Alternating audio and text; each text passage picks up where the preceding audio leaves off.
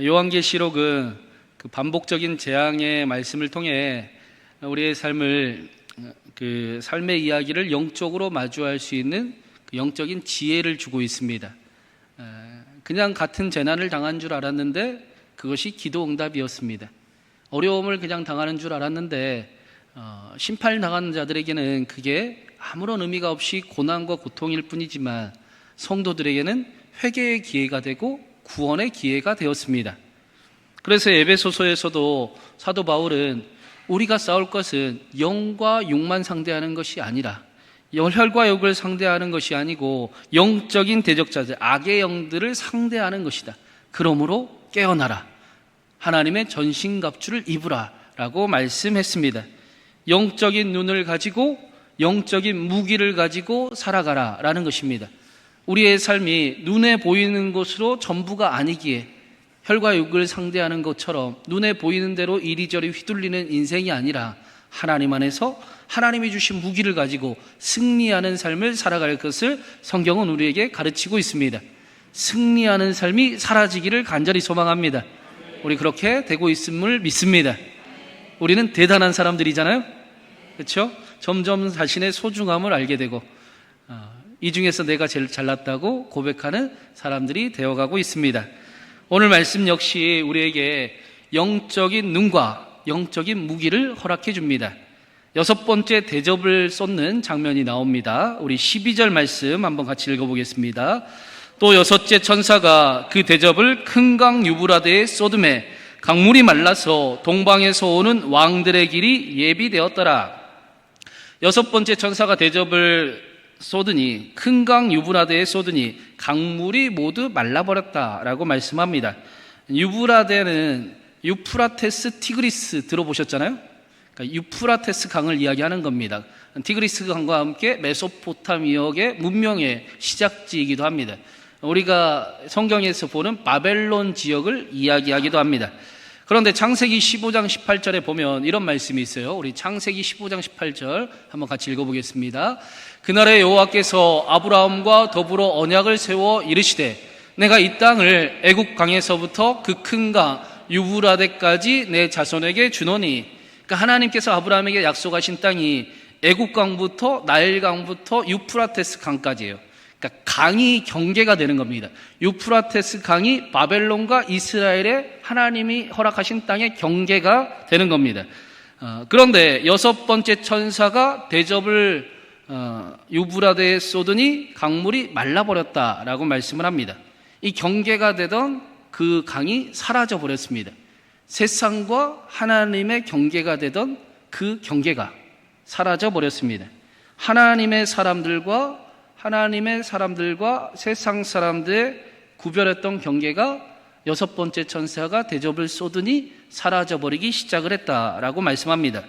마지막 때에 교회가 이 세상과 더 이상 구별되지 않는 시대가 닥칠 것을 보여주고 있습니다. 교회와 세상 사이에 더 이상 구별됨이 별로 없고 교회가 오히려 세상을 따라가기를 힘써 합니다. 교회의 존재 이유가 하나님을 예배하고 하나님을 기뻐하고 하나님의 나라를 이루어가는 것이 되어야 할 텐데 교회 안에 세상적인 가치관이 성공처럼 보입니다. 죄인의 형통함을 성도들도 부러워하기 시작을 합니다. 세상의 부흥이, 세상의 성공이 교회의 부흥과 교회의 성공처럼 여겨지기도 합니다. 하나님보다 더 중요한 것들이 생겨나기 시작을 하고 돈이 인생의 가치보다 가장 우선이 되는 현실을 경험을 하게 됩니다.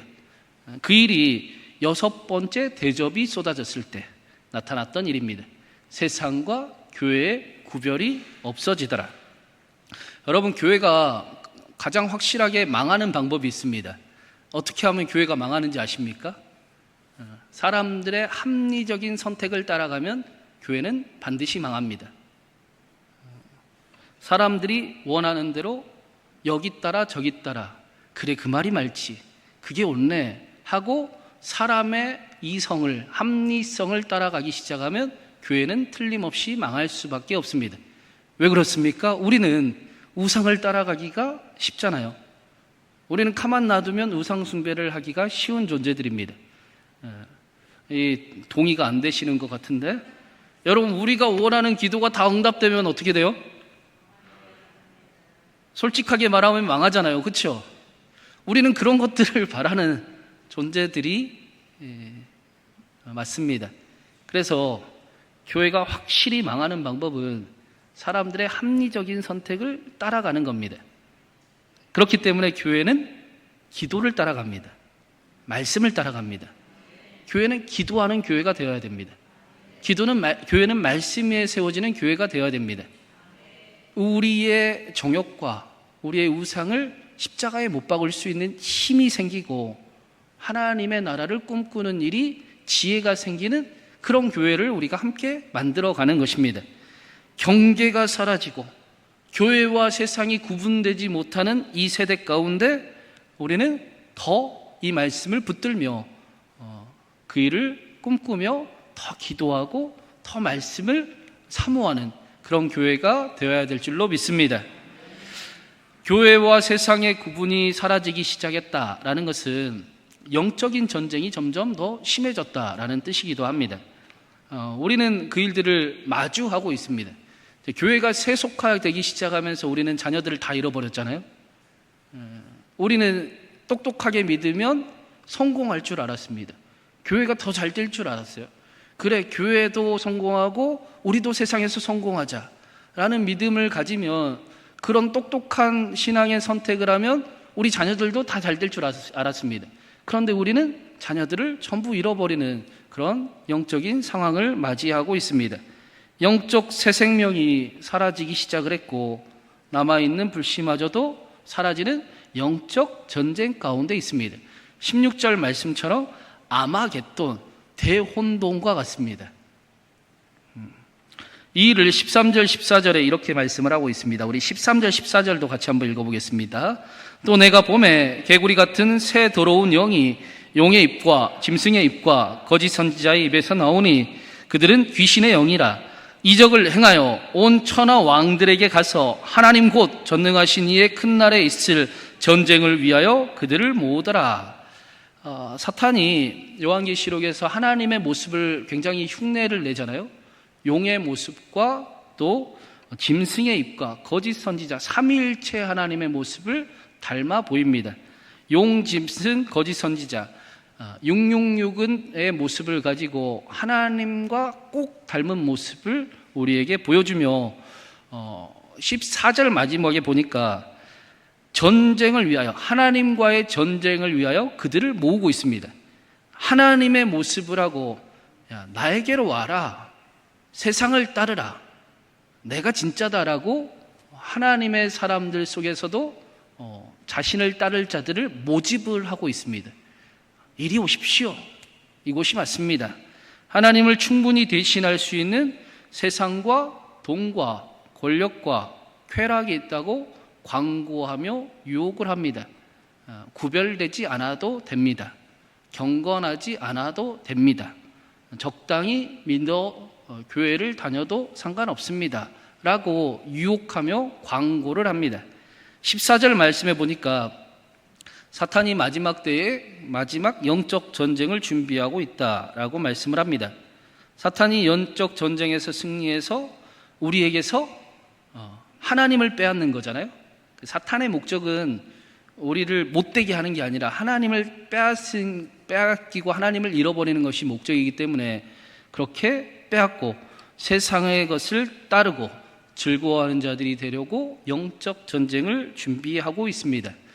그 사탄이 우리에게 유혹하는 가장 큰 무기가 그거라고 하잖아요. 놀라운 계획을 하게 만들고 아름다운 계획을 돕도록 만들고, 그리고 마지막에 사탄의 가장 큰 무기는 내일해라.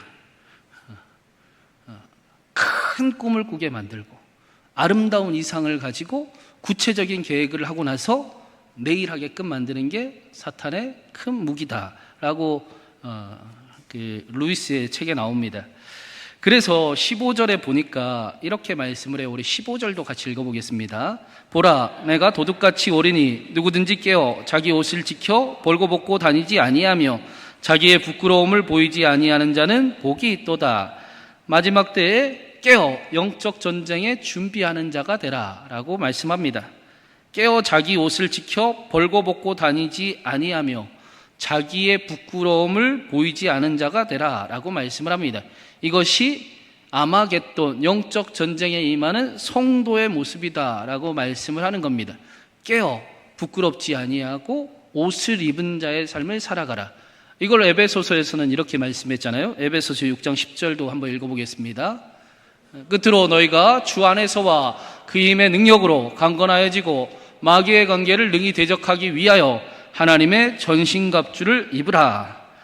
우리가 벌거벗으며 부끄러움을 당하지 말고 하나님의 전신갑주를 입고 살아야 합니다. 그 이유는 우리 삶에 너무나 많은 영적 전쟁이 있고 싸움이 있기 때문입니다. 영적 전쟁, 깨어 있으라, 하나님의 전신갑주를 입으라 라는 말씀은 이제 잠자지 말고 다시 영적인 눈을 뜨고 세상에 눈에 보이는 것에 전부 따라가지 말고 이제 깨어나 일어나라 라고 말씀하는 것입니다. 우리가 싸울 것은 혈과 육을 상대하는 것이 아니요 악한 영의 대적자들을 상대하는 것이니 반드시 영적인 무기를 가지고 하나님을 전신갑주를 입고 깨어나라 라고 말씀을 합니다. 너무 세상에 현혹되어 똑같이 살아가지 말고 하나님의 전신갑주를 우리가 입어야 합니다. 하나님의 전신갑주는 기도와 말씀이 우리에게 전신갑주가 됩니다.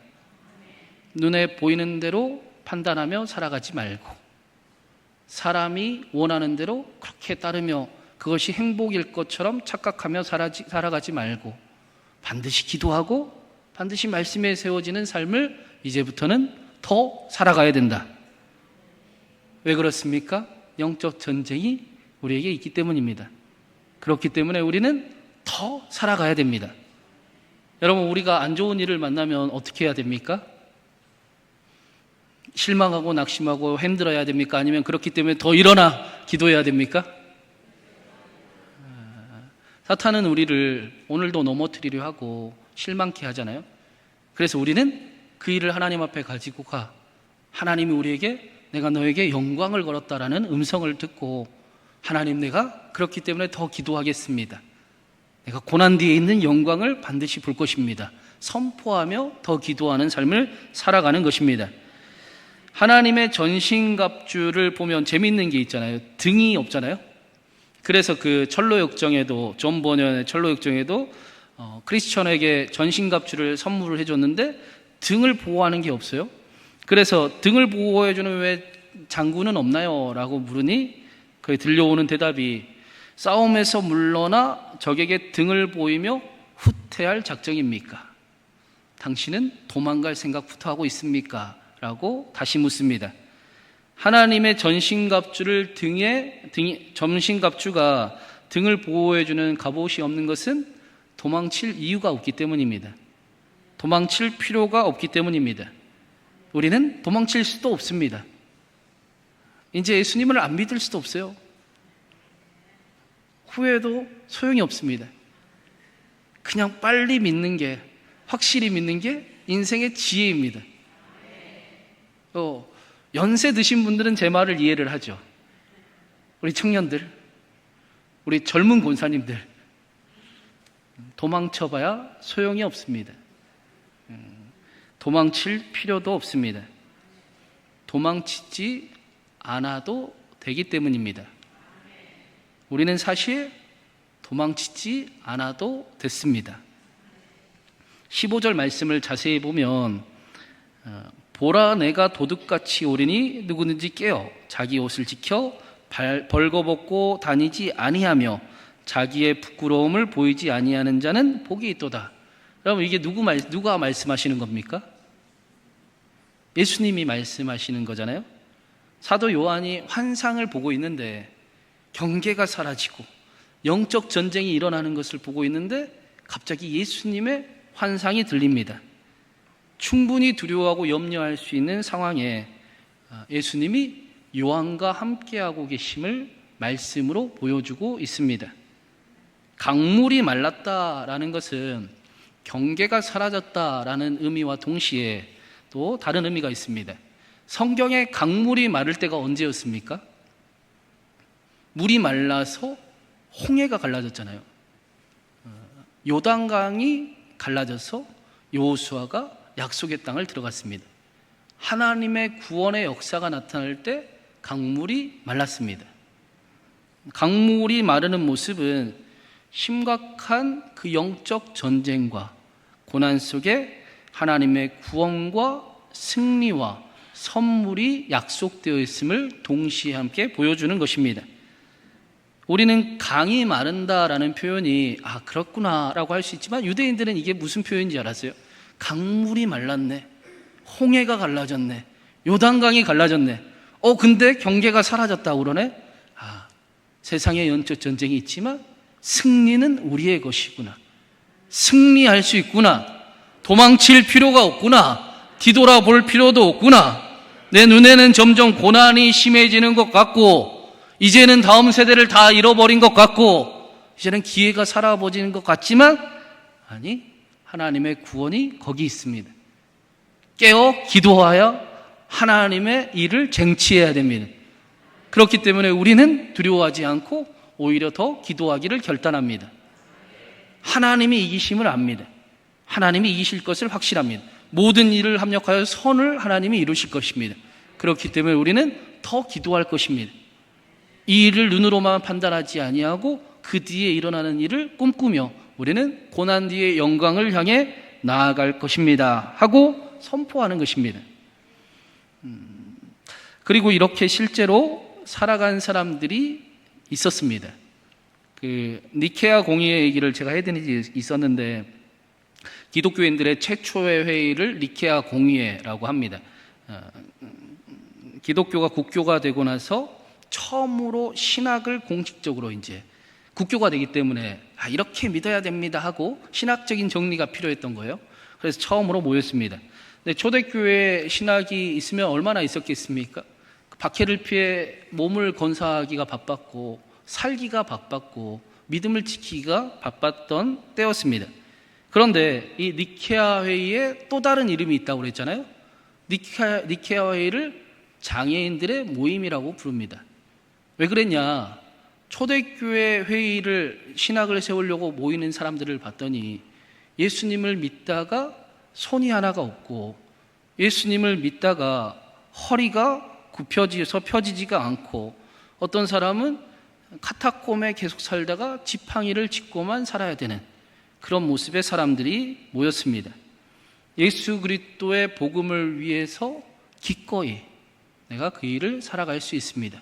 나는 세상보다는 끝까지 예수님을 선택할 것입니다. 나는 내 삶에 고난이 와도 나는 예수님이 더 좋습니다. 예수님을 선택합니다. 라는 사람들이 실제로 있었던 것입니다. 반대로 생각해 보면 그들이 경험했던 그 예수님이 얼마나 소중했기에, 그들이 만났던 예수님이 얼마나 아름다웠기에 내 팔이 힘이 들고 내 몸이 고장이 나고 내 삶이 망가져도 나는 예수님을 잃어버리고 싶지 않습니다. 나는 예수님을 섬길 겁니다. 나는 예수님이 잘 되면 좋겠습니다. 라고 살았겠습니까? 꼭 그러라는 건 아니지만 그의 사랑과 그의 은혜를 따라가고 닮아가는 우리 신광교회가 되기를 간절히 바랍니다. 꼭 그렇게 삶을 포기해야 되는 것은 아니지만 때로는 고난이 와도 나는 그래도 예수님을 영광을 나타낼 겁니다. 내가 믿음의 사람이 되고 기도의 사람이 되고 내가 하나님의 능력이 나타나는 그 살아있는 증인이 될 겁니다. 라고 고백하는 저와 여러분이 되기를 간절히 바랍니다. 아마겟돈 영적 전쟁은 우리가 두려워해야 될 일이 아니고 우리의 믿음이 진짜였는가? 우리가 진짜 예수님을 사랑했는가? 우리가 정말로 구원받은 자가 맞는가를 확인하는 지표가 됩니다. 사랑하는 여러분, 우리는 경계가 무너진 시대를 살아가고 있습니다. 그래서 우리는 예수님 믿는 것을 뽐낼 수 있습니다. 확인할 수 있습니다. 그리고 우리는 분명히 예수님을 사랑하고 믿습니다. 삶의 이야기들이 있고 감당하기 못하는 일들도 있지만 그렇기 때문에 더 기도하겠습니다.